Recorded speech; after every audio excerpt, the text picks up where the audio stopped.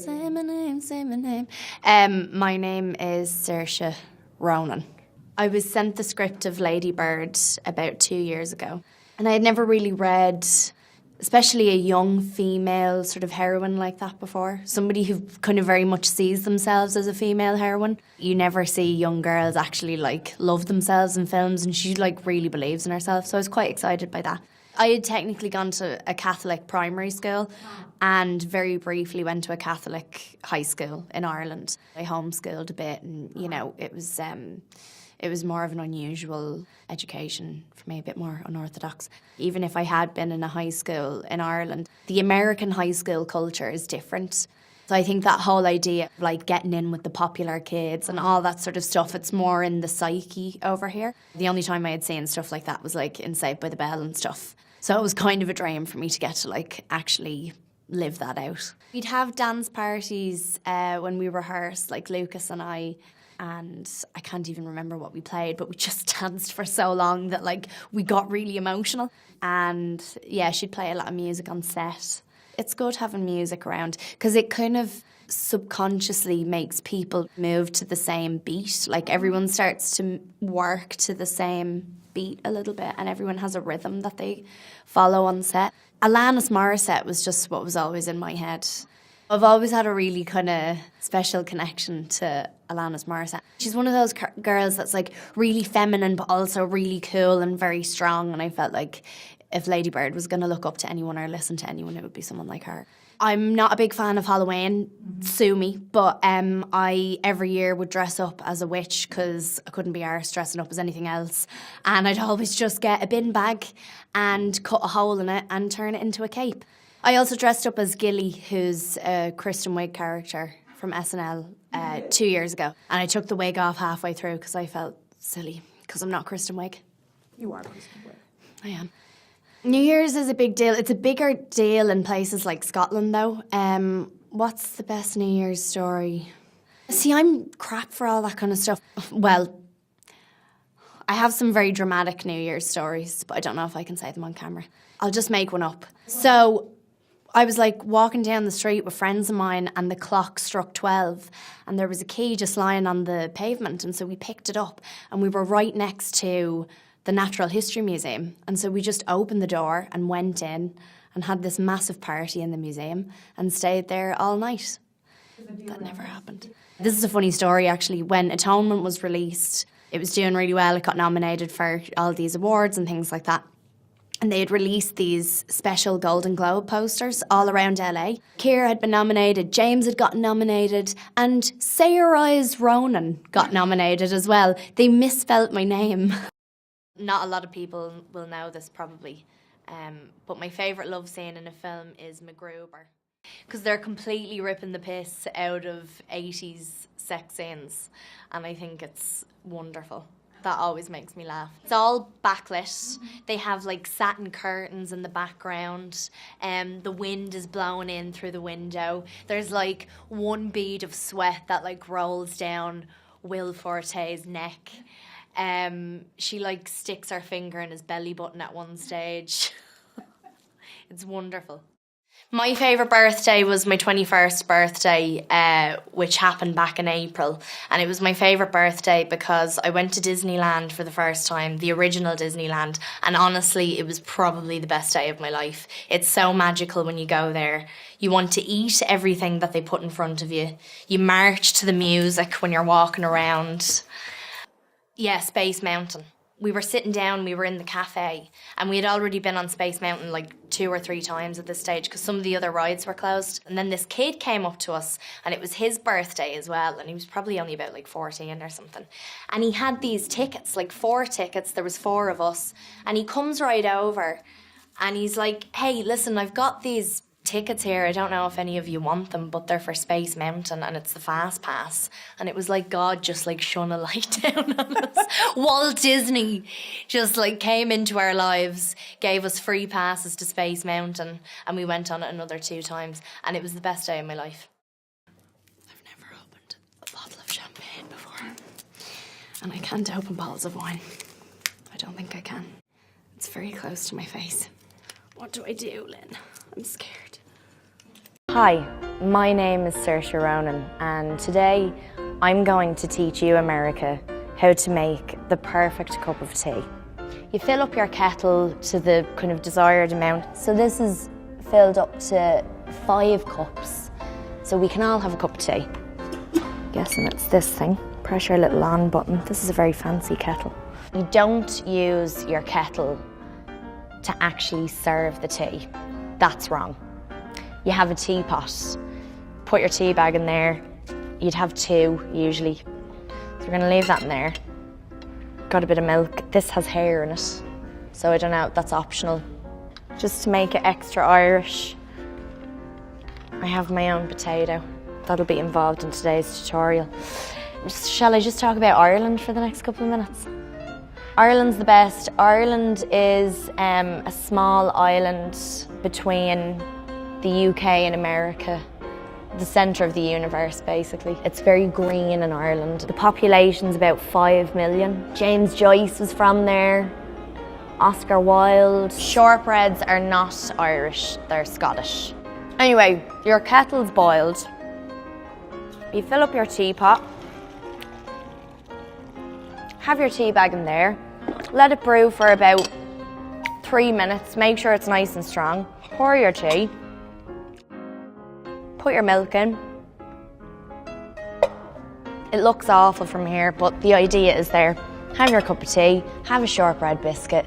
There you go. Life is instantly better for you. It's the first time ever for me that I had an experience with a film where I couldn't leave it behind at the end of the day. And I think it was just because emotionally I was going through something very similar, you know, and it's, I guess the best way to describe it is somebody coming up to you, or you reading a book or watching a movie, and then being able to say to you, I know exactly how you feel. This is how you feel, and this is how you feel, and this is how you feel. And it's overwhelming, and it makes you very kind of emotional.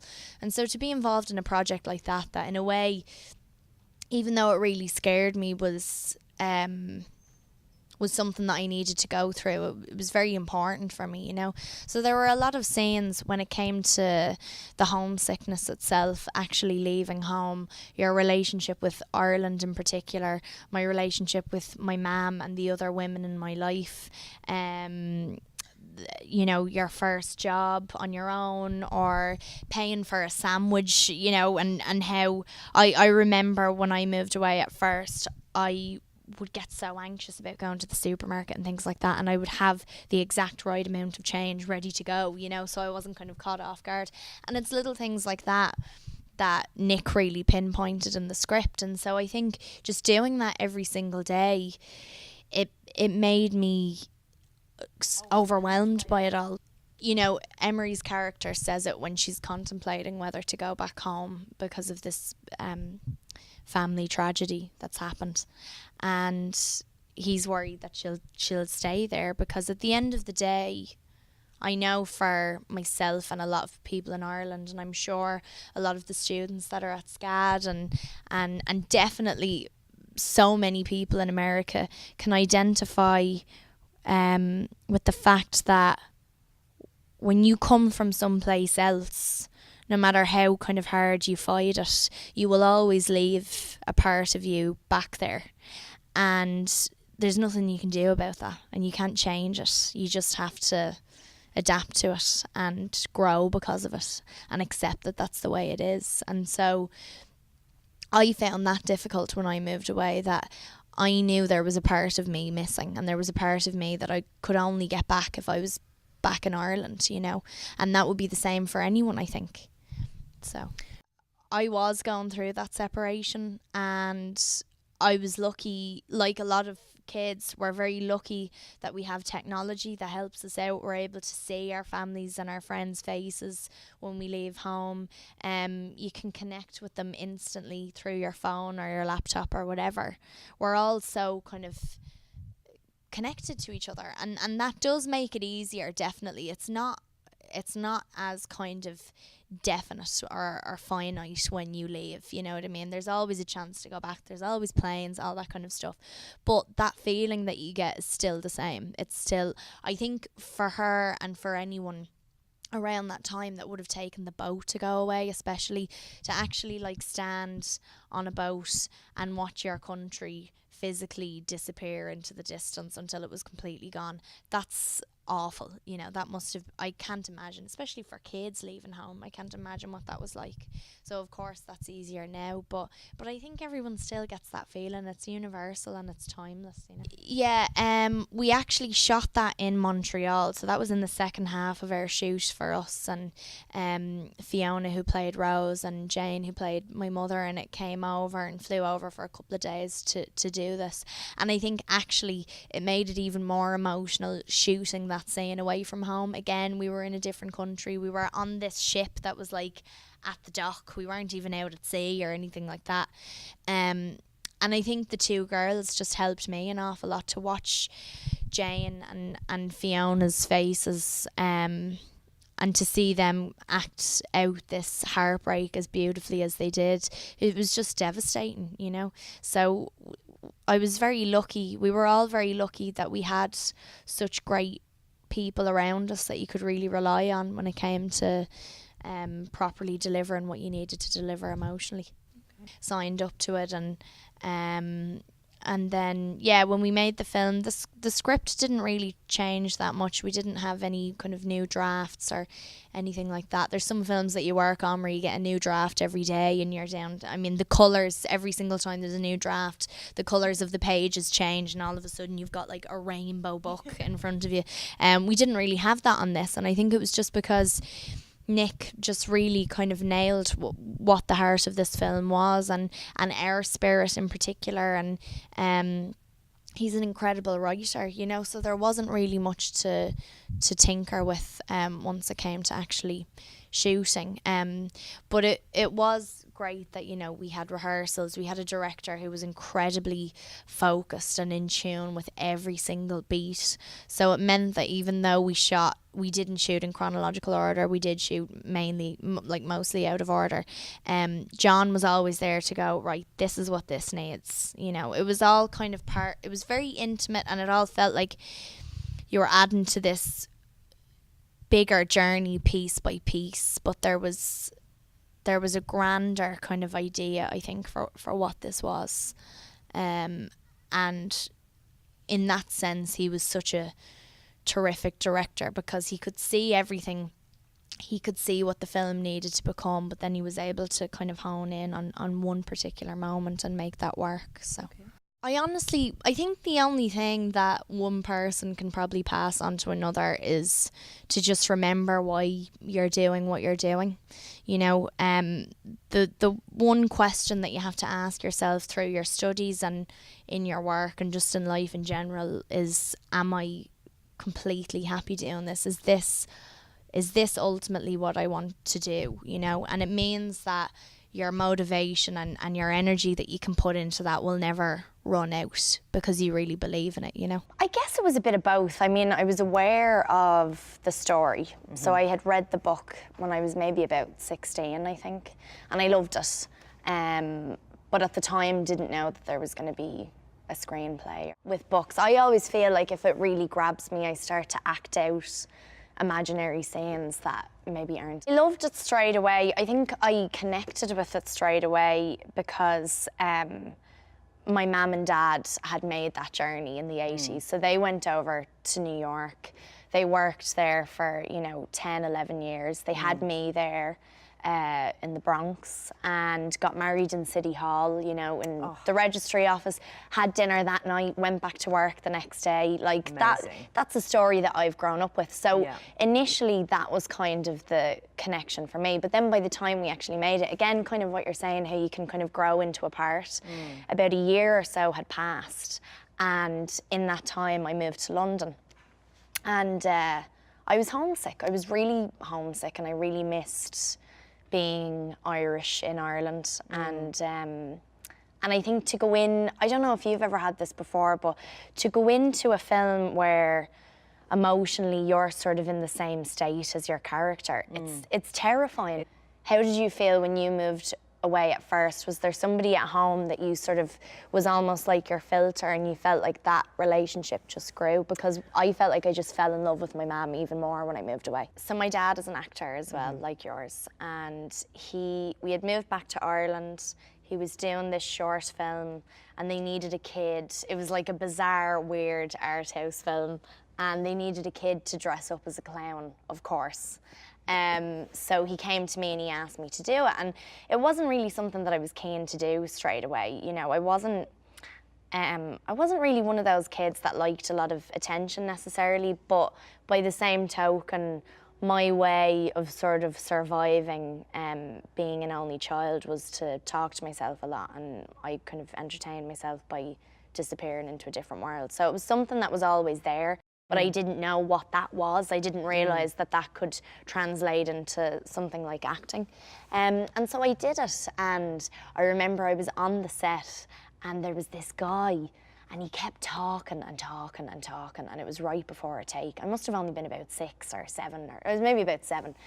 And I just turned around to him. He must have thought I was such a little brat. I turned around to him, I was like, shh, quiet on the set. He was like, Jesus, okay.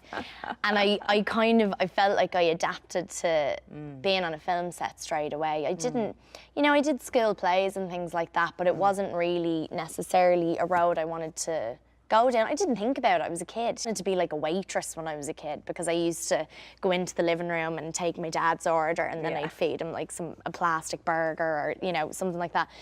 And I think it was probably, I started to work then and go up for things and loved it, but it was by the time I got to Atonement, which was the 3rd film I had done.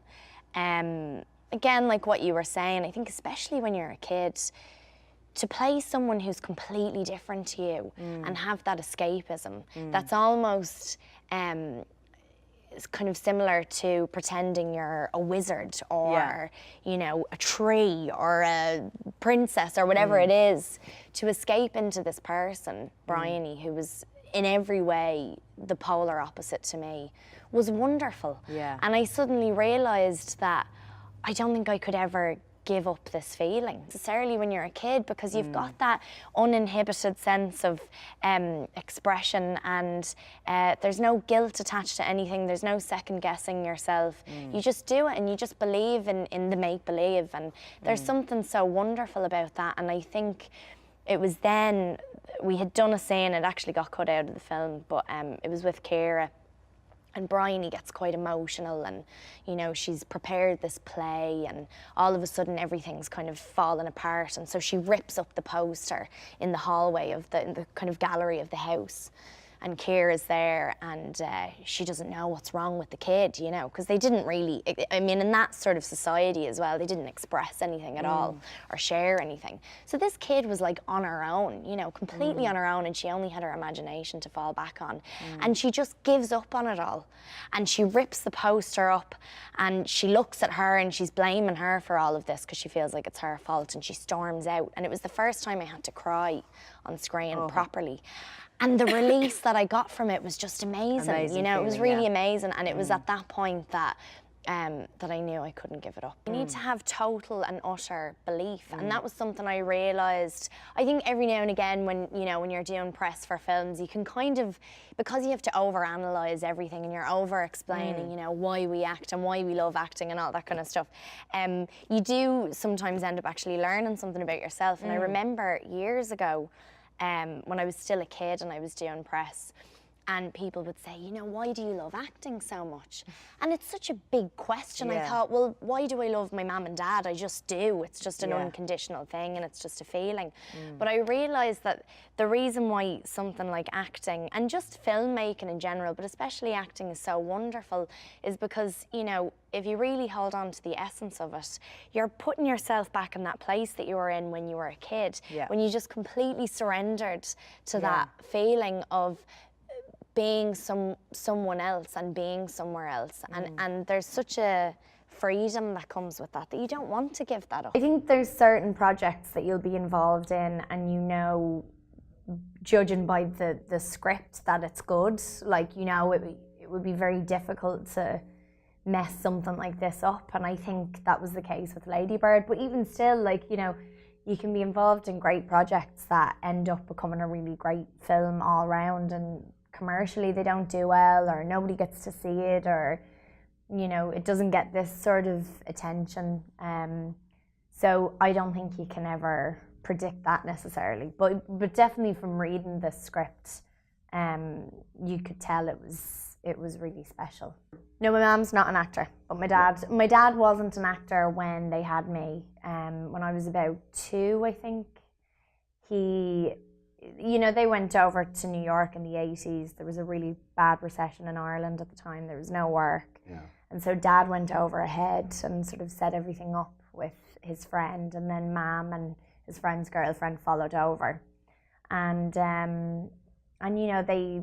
they hustled and they worked for basically 11 years straight, and couldn't go home for the first 3 years after they had arrived there. And my mum was a nanny most of the time she was there, and Dad had worked in construction and did lots of things like that, and then eventually he worked in a bar, and he got discovered that way. So I was about 2 at that stage when he started. He started relatively late as well. It was about 27. He did like a couple of weeks on a TV show called The Clinic, which a lot of people got their start in at home. And I was in that for a couple of seasons, sort of like, a few scenes here and there. And then I did another series where I had a slightly bigger part, and that's when I got to meet Roz and John Hubbard, who are big casting agents over in the UK. And Roz is actually Irish, and she had cast Dad in a lot of things, and they were a huge supporter of him. And they cast me in that show, and they had this film that they were doing with Amy Heckerling. And it was, the part of this American kid. She lives in the valley. Her mother is Michelle Pfeiffer. Completely, it wasn't, similar to me at all, because my mother is not Michelle Pfeiffer in real life. And so I went in and I auditioned for it and got the part, and it was it went on from there. But everything really links up, I think, and it does. You can put the work in and you can be good and all that sort of stuff, but a lot of it does come down to, 1 or 2 people coming along and going, who you should see for this, and I'd really recommend seeing this person. And I think that was a big part. And there's a lot of support needed there, I mean, the dialect coach that I worked with on that first film she works with Keira Knightley a lot, and so she was going to do Atonement, and she told Joe to see me. So Jill, who's still a dear friend, she got me seen for that, otherwise there's no way I would have been seen. I was completely wrong for the part. I mean, I never thought of it as that. Maybe more so now, because you're just more aware of the effect a film can have on you and a career and audiences and things like that. But when I was a kid, I wasn't thinking past working on set, which I think is the right way to be. And I've tried to remain in that headspace as I get older as much as possible. I think again, even at 12, I had enough cop on to know that this was a very special project, and the people in it were great, and James McAvoy was so brilliant in it, and Benedict and Juno Temple and Keira and all these great people. So I had the makings of something fantastic, but it was only my 3rd film, so I didn't really have a gauge on, less what was good and what was bad, but what would be successful and what wouldn't, Yeah, it's told from a woman's point of view, which was quite unusual up until Brooklyn came out. I mean, the only other one I could think of was The Immigrant with Marion Cotillard, which came out a couple of years before that. And and it's just I think what is so special about it is that it's a very intimate telling of that story, from sort of the very beginning to the point where you really find yourself in this new place, and you're right there with her for the whole thing. And, it's Brooklyn, even just thinking about it gets me emotional. It's the closest I've come to, I can't imagine how Greta feels with Lady Bird, because you feel it's just your entire self went into it, So for me, Brooklyn was just so personal, and the fact that it got the response that it did, we were just in a dream. I think it's a really special thing, especially if you've grown up working with a camera as well, to really be able to use it and have it be something that just like fuels you to be present. Like, you have to be present because it will pick up on everything.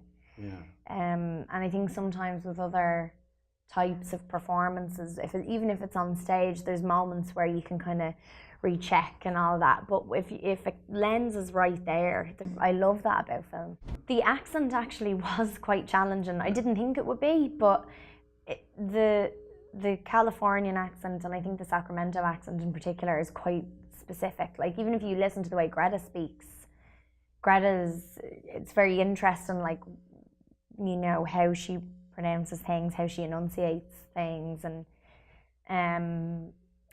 I realised when I was doing it that, like, when Irish people speak, it's so, I'm even aware of it now, like, you're so muscular when you're making sounds. Right. And with a Californian accent, it makes sense. Like, people are in the sun, they're by the beach. And so we've found her at this point in her life where she's just trying on all these different characters to see which one fits.